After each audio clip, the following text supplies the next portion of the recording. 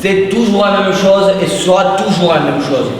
On ne saura jamais. On ne saura jamais qui a laissé la corbeille de croissant sous le robinet du bidon de pétrole.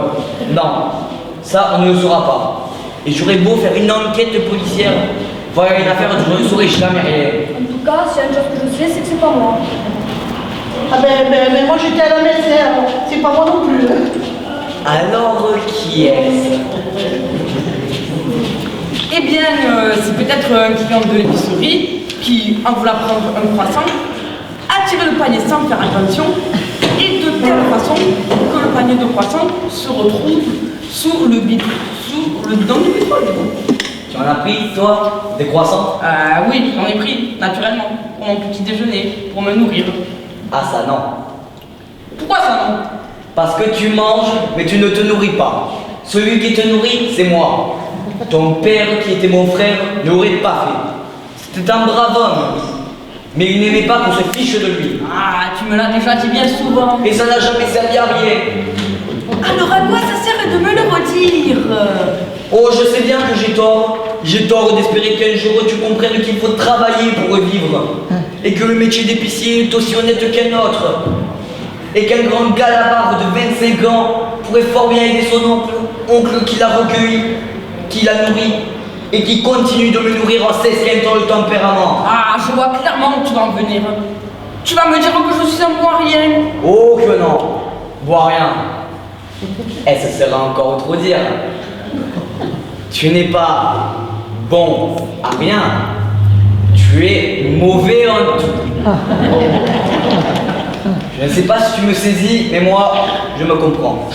Je te saisis. Tu es profondément blessé. Oh, voilà comment il est. Il me fait des grimaces et tout ce qu'on peut lui dire, c'est qu'il s'en fout. Ton frère, au moins, lui, il est reconnaissant. Lui, il met un point d'honneur à se tenir au courant de nos difficultés. Le baril d'un choix qui était moisi, c'est lui qui a réussi à le vendre à M. Carbonnière, l'épicier des Acates. Et pourtant, c'était difficile, croyez-moi. Les anchois étaient verts, ils étaient remplis de plein de petits champignons. Et pourtant, on les aurait pris pour des maquereaux. Et bien lui, il l'a vendu ce baril. Il a aveugle, M. Carbonnière? Non, je lui ai dit que c'était des anchois des tropiques. Voilà l'idée, voilà l'imagination qu'il a trouvée, lui. Oh, lui. Ah, moi je sais bien ce qui lui manquait à l'imagination, à lui. Ah bon? Et qu'est-ce que c'est? Tu savais très bien que c'est un choix. Si tu les avais pas vendus, c'est nous qui les aurions mangés. Oui, ici, sur cette table, les anchois des tropiques. Nous les aurions vus tous les jours, jusqu'à la fin du baril, ou jusqu'aux obsèques tropicales de la famille. René, tu sais que si l'oncle se met en colère... Oh, si l'oncle se met en colère, il va s'étouffer comme d'habitude. Et ça me ferait de la peine, parce que l'oncle, eh bien, malgré sa sauvagerie envers moi, eh bien, je l'aime beaucoup. Oh, qu'est-ce que c'est? Oh, il y a encore des anchois des tropiques. Non, pour le moment, nous en manquons. Et quand vous en mettez? Oh, il faut du temps pour les faire. Dans 2 ou 3 mois, quand ils seront mûrs. Impossible. C'est la spécialité de la maison. Alors tant pis. Merci quand même. Bravo.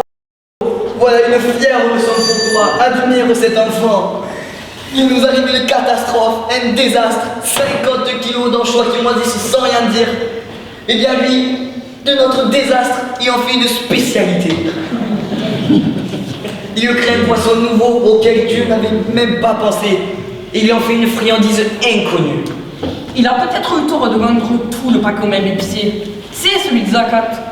Parce que ce paisible village, sa friandise va le dépeupler en 15 jours. Car le poisson nouveau va les empoisonner. C'est ça. Dénigre-le. Reproche-lui son initiative. Casimir, je te félicite. Voilà 10 francs pour tes menus plaisirs. Et n'écoute pas les sarcasmes de l'inutile. J'ai une terrible envie de me mettre en colère. Non, Baptiste, non, là Est-ce que ça ne vaut pas la peine que je m'étouffe une fois de plus quand j'entends des âneries pareilles? Mais nom de Dieu de Trafalgar, est-ce que c'est imaginable un individu qui ne veut pas travailler? Pardon. Je ne veux pas travailler à l'épicerie. C'est tout. Et quand je me vois dans cette boutique... Ce n'est pas une boutique, c'est un magasin. Je te le dis pour 150 chez moi. Ah, si tu veux. Quand je me vois dans ce magasin, entre la Morissette et le Roquefort Mise, eh bien, ça me donne mal au cœur. De discuter de la qualité des pommes de terre avec Madame Le Rigouchon, qui veut toujours les payer en dessous de moi, ça ne m'intéresse pas. Je ne suis pas né pour ça. Et pourquoi es-tu né? Pour une autre carrière, je suis sûre que j'ai un don. Si tu possèdes quelque chose, je pense que c'est forcément un don. Parce qu'avec l'argent que tu as pu gagner, tu n'as pas pu t'acheter grand-chose. Oh, mais je parle d'un don naturel, un don de naissance, un don de Dieu. Ben, ça me fait bien plaisir d'apprendre que tu as le don de Dieu. En dehors de ton appétit, de ta grande gueule et de ta paresse, qu'est-ce que Dieu a bien pu te donner? Un talent caché. Oui, bah bien caché. Et ça peut rapporter quelque chose, ce talent? Des millions, simplement. Des millions de quoi? De francs. Il des grandeurs. Il ne lui manquait plus que ça. Ah, tu ne me crois pas, je le savais. Tu sais combien il faut vendre de morue sèche pour gagner 1 million de francs? Non, et je ne veux pas le savoir. Mais moi, je vais gagner des millions parce que j'ai un don. Attends.